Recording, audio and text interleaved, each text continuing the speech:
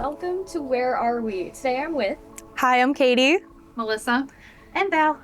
And I'm your host, Corinne, and today we're at the dispatch center. We dispatch the police units, the fire units, and the EMS units. We have 3 separate desks. This is the police desk, over there is the fire desk, and then behind us is third desk, which handles paperwork and warrant entries and things like that, as well as overflow for super busy. A communication specialist is also known as a dispatcher, so we take both emergency and non-emergency calls.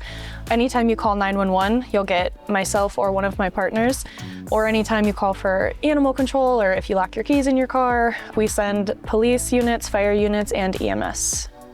My name's Melissa Ulbrich. I am a ComSpec. I've been here for almost 7 years. So for me, I actually worked at a uniform store before I started working here.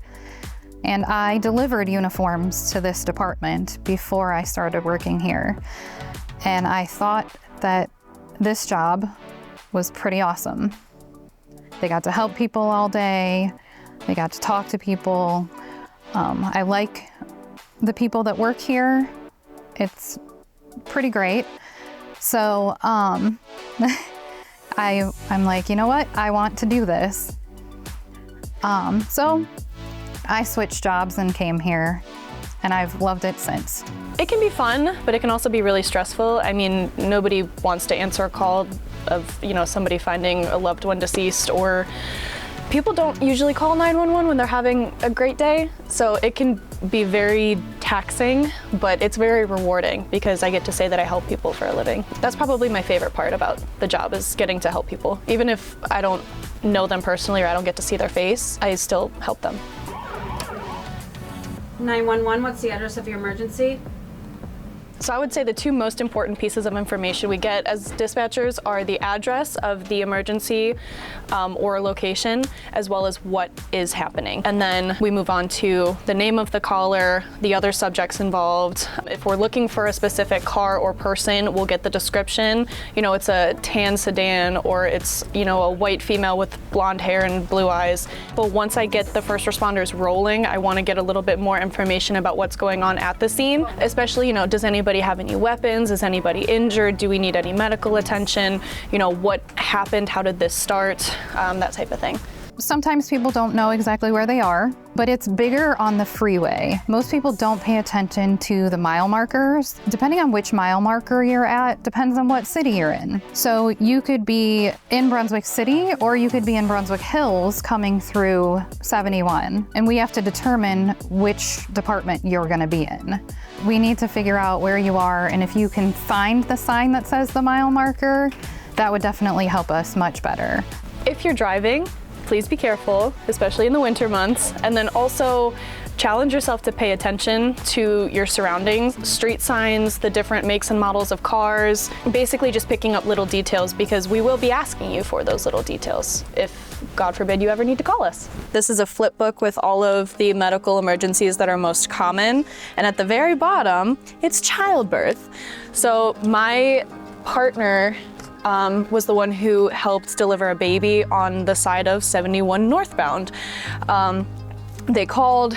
Luckily, it was the mother's, I believe, second kid, so she had already kind of experienced it before, but baby was coming, and baby was coming quickly. So they pulled over on the side of the road, and my partner Annie was the one who actually talked the caller through delivering the baby, preparing the towel, making sure the baby was breathing. Luckily, our officers got on scene very shortly after the baby was born, so they were able to help clean him up and kind of guide the ambulance where they needed to be.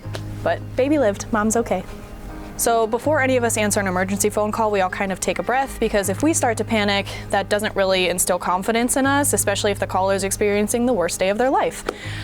So a couple of other common emergencies that we deal with are cardiac emergencies. So for example, if someone is having chest pain or starting to experience difficulty breathing, we have a panel that helps us walk through like the symptoms of a heart attack.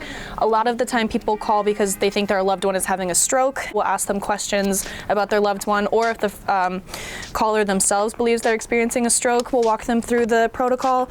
Another common one is like falls. You know, a lot of elderly people tend to fall, so we have protocol for that as well. Seizures are also very common.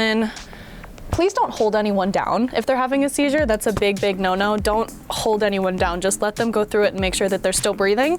That's the biggest piece of advice I can give you. And then, unfortunately, yes, CPR is also kind of common, as well as overdoses. So luckily we have protocol that we follow that helps us walk through, or walk the caller through, God forbid, if they ever need to perform CPR. House fires are very, very common during the winter, unfortunately.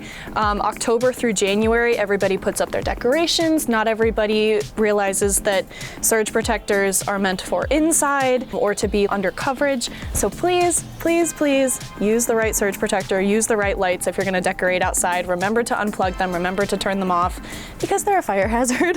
Fires are definitely the most common in the winter months. Sometimes it does get busy in here and we may need to put you on hold for a second. If it's non-emergency, we will never hold an emergency call. But if you're on the non-emergency line and it is a non-emergency, please be patient sometimes because the phone rings constantly.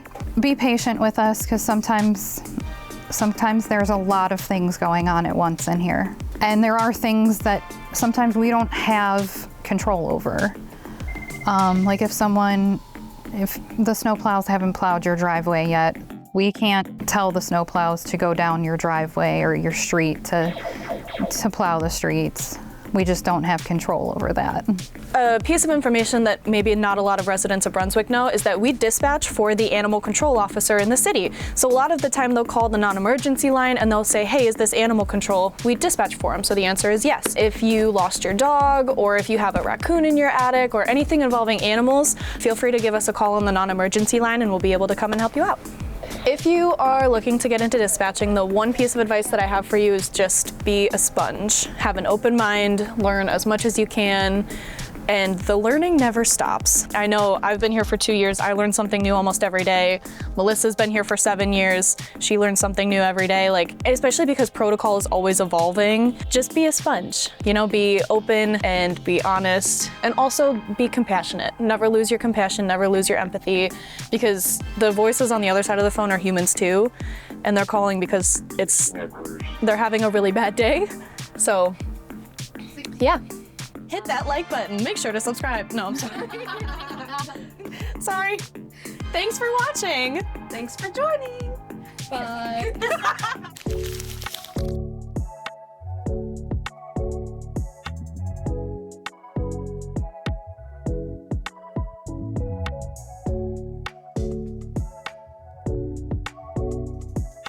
See you later.